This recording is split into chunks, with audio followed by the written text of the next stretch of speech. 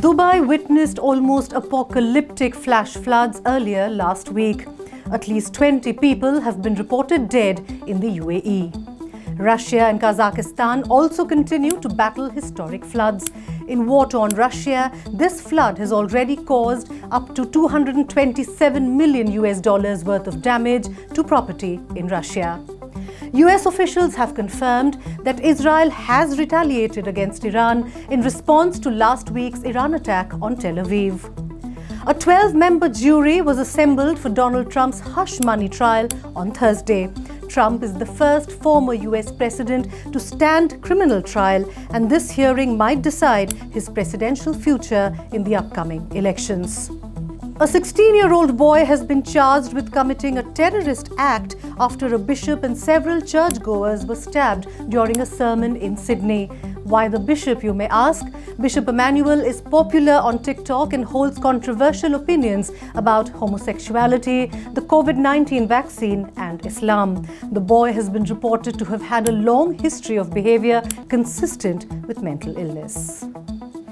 You just got the top stories of the week, and from now on, you will start your week updated and with a clear understanding of global events and their relevance to you. We are starting a new weekly show today, Global Compass.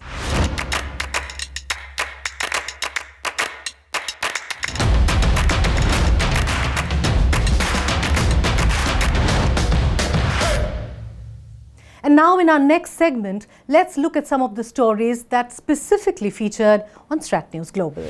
Singapore will soon get its new Prime Minister as Prime Minister Lee Hsien Loong bows out and hands over power to his designated successor, Lawrence Wong. In Vietnam, a new interim president has been appointed. Former President Vo Van Thuong resigned due to unspecified violations that hurt the perception and reputation of the Communist Party and the state. Somalian pirates have released a hijacked ship, MV Abdullah, after receiving a ransom amount of $5 million, according to the pirates. The cargo was hijacked in March as it was heading from Mozambique to the United Arab Emirates. These continuing piracies are of particular concern to India, as India now provides around 9.35% of the global seafarers and ranks third in the list of the largest seafarers supplying nations to the world maritime industry. The G7 meeting that concluded on Friday particularly focused on how to end the ongoing war in Ukraine and Gaza. Interestingly enough, as the West meets to hold a discussion on de-escalating the two ongoing wars, America is coming up with a draft bill to allocate separate funds to both the wars to help Ukraine and Israel. Meanwhile, the European Union has also agreed to help Ukraine by providing F-16 fighters to counter Russia's Sukhois.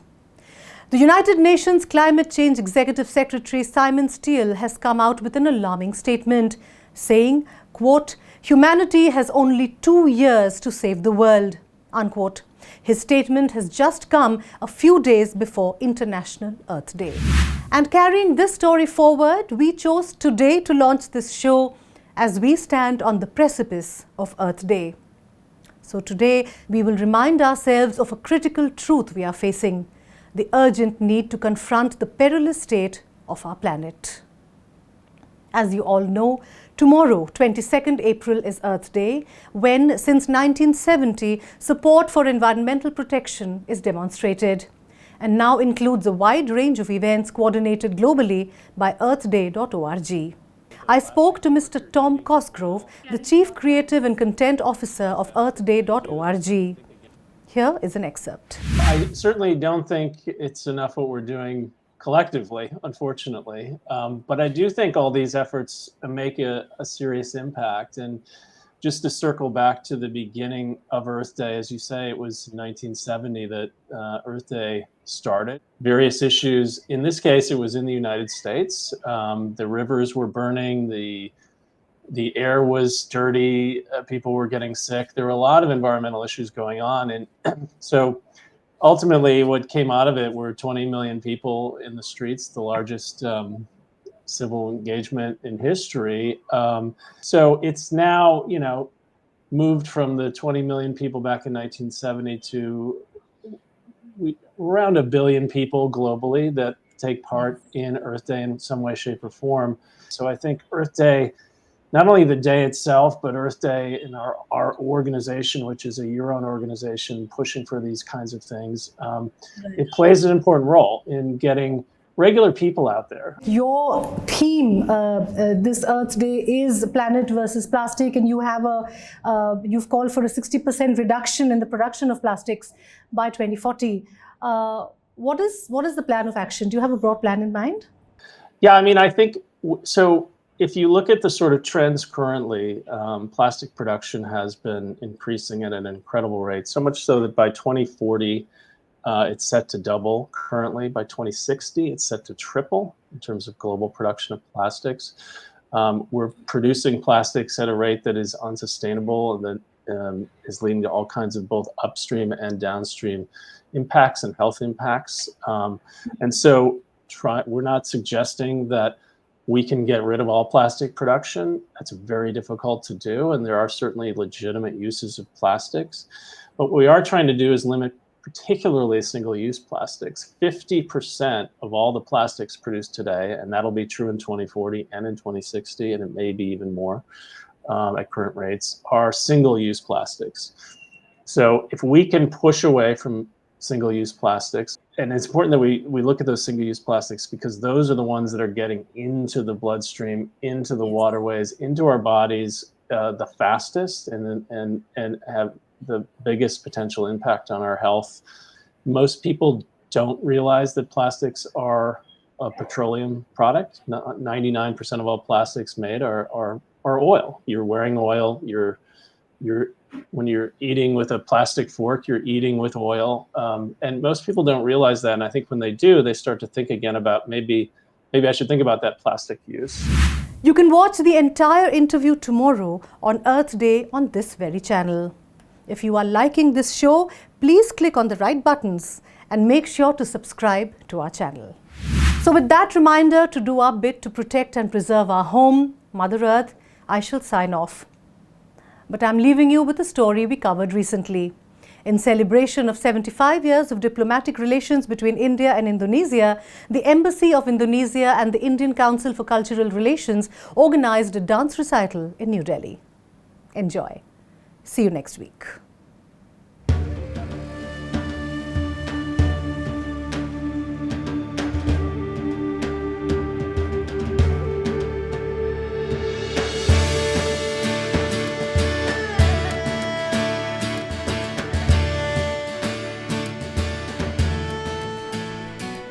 Watching an Indonesia dance performance leaves one with that familiar, "I have seen this before" feeling. In reality, you may never have seen the highly stylish and smooth movements of a Balinese dancer. But it's not too far removed from India's own dance forms. Whether the energetic Bharatnatyam, the fluid movements of Odissi, or even Kathak.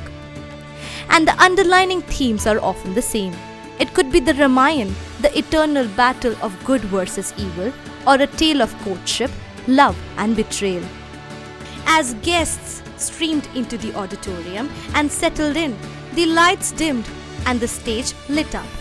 As the music picked up, the dancers wove stories of balance and beauty, echoing the deep-rooted cultural ties and shared spiritual heritage between Indonesia and India.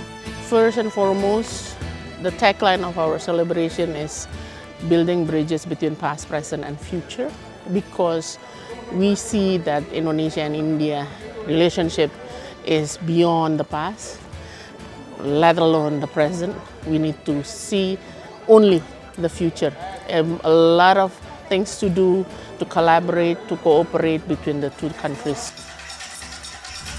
Leading the performances at the event was the remarkable Didik Ninituwok, a Javanese dancer renowned for his portrayals of both Javanese and Balinese female roles.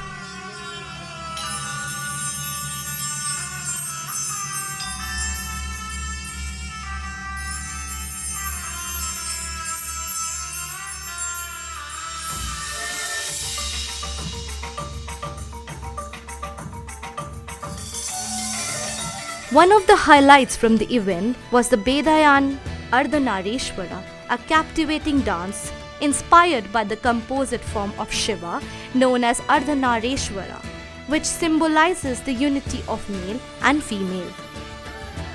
Introduced in 2011, this dance beautifully merges masculine and feminine aspects into a seamless, harmonious expression.